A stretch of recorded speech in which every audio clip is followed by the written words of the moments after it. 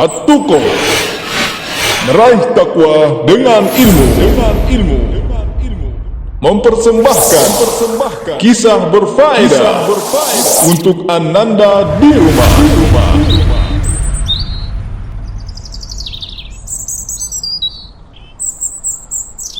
Assalamualaikum warahmatullahi wabarakatuh. Adik-adikku, bagaimana kabar kalian hari ini? Semoga kalian selalu dirahmati Allah Subhanahu wa ta'ala. Adik-adik, pada kesempatan yang berbahagia kali ini, kakak akan melanjutkan pembacaan kisah Najasyi, raja yang adil dari negeri Habasyah. Adakah yang masih ingat sampai di mana kisah yang kakak baca kemarin? Ya, benar. Sampai pada kisah di mana orang-orang Habasyah akhirnya mau mengembalikan uang si pedagang yang telah membeli Ashamah. Adik-adik, tahukah kalian, Najasyi tidak pernah menerima suap dari siapapun. Hal itu dikarenakan Allah telah mengembalikan kerajaan kepadanya. Barang siapa yang mentaati manusia sesuai dengan aturan Allah, maka Allah Subhanahu wa ta'ala akan membuat manusia taat kepadanya. Tahukah kalian apa itu suap atau riswah? Suap atau riswah adalah sesuatu yang diberikan kepada orang yang memutuskan suatu permasalahan ataupun yang semisalnya, agar dia memutuskan hukum yang sesuai dengan keinginan orang yang telah menyuapnya. Adik-adik, pada waktu itu agama Islam sedang mengalami perkembangan yang pesat di kota Makkah. Ashhadu an la ilaha illallah wa ashhadu anna Muhammadar Rasulullah. Mulai banyak di antara manusia yang masuk ke dalam agama Islam. Oleh sebab itu, mereka menjadi para sahabat Rasulullah sallallahu alaihi wasallam. Namun, jumlah orang-orang kafir dari kalangan musyrikin Quraisy jauh lebih banyak daripada jumlah para sahabat. Para sahabat selalu disakiti oleh orang-orang musyrikin Quraisy karena mereka telah masuk ke dalam agama Islam. Semakin bertambah hari, gangguan kaum musyrikin Quraisy semakin keras. Rasulullah sallallahu alaihi wasallam pun memerintahkan mereka untuk berhijrah. Masya Allah, betapa beratnya ujian para sahabat pada masa itu ya. Oleh karena itu, kita harus bersyukur kepada Allah atas nikmat aman dalam menjalankan agama Allah. Adik-adik, kita lanjutkan yuk kisahnya.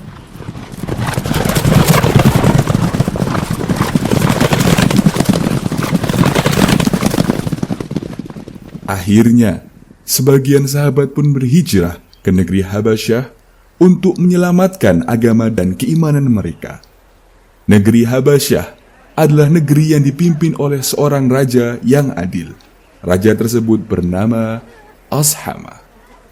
Tahukah kalian, hijrah ini terjadi pada tahun kelima dari kenabian, yaitu sekitar 8 atau 9 tahun sebelum Nabi hijrah ke Madinah.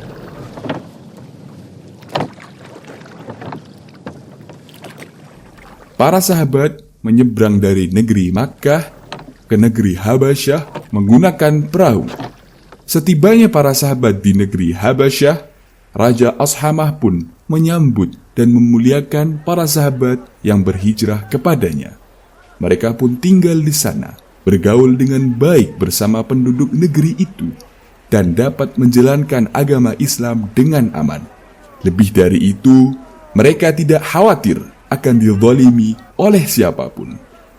Namun, tatkala orang-orang Quraisy melihat para sahabat telah tinggal di negeri yang aman, mereka pun merasa dengki. Lalu, mereka mengadakan pertemuan.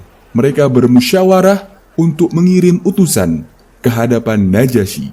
Melalui utusan itu, mereka meminta kepada Najasyi untuk mengembalikan para sahabat ke negeri Makkah. Akhirnya, mereka pun mengutus Amr bin Al-As dan Abdullah bin Abi Rabi'ah ke negeri Habasyah. Mereka menyiapkan hadiah-hadiah untuk Najasyi dan para uskupnya. Mereka menyiapkan hadiah untuk masing-masing uskup itu. Lalu, mereka berpesan kepada keduanya, "Berikanlah hadiah itu kepada setiap uskup sebelum kalian berdua membicarakan tentang kaum muslimin. Setelah itu, pergilah menghadap Najasyi dan berikan hadiah itu kepadanya. Lalu, mintalah kepada Najasyi agar menyerahkan para pengikut Muhammad kepada kalian sebelum Najasyi berbicara dengan kaum muslimin." Maka, berangkatlah kedua utusan ini menghadap sang Najasyi.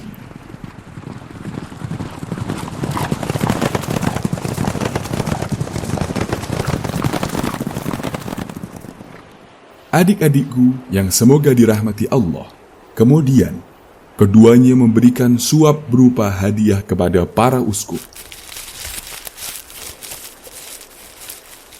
Keduanya menghasut para uskup dan mengatakan, "Tujuan kedatangan kami kepada sang raja adalah untuk menyelesaikan urusan orang-orang bodoh di antara kami. Mereka telah memecah belah agama kaumnya. Mereka tidak pula memeluk agama tuan-tuan. Kemudian kami diutus untuk menghadap sang raja agar beliau mengembalikan mereka. Apabila nanti kami berbicara dengan sang raja, berilah pendapat kalian kepadanya agar sang raja melakukan hal itu." Para uskup pun berjanji, "Ya, kami akan melakukannya." Kemudian, utusan musyrikin Quraisy itu memberi hadiah yang banyak kepada Najasyi.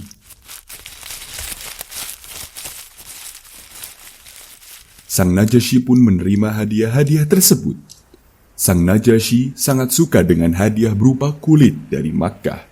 Setelah itu, utusan musyrikin Quraisy mengatakan, "Wahai paduka raja, sekelompok anak muda yang bodoh dari kaum kami telah memecah belah agama kaumnya.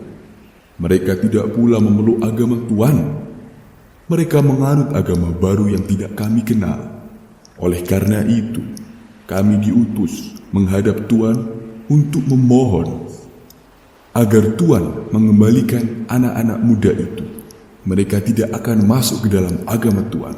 Maka, hendaklah Tuhan melarang mereka tinggal di sini."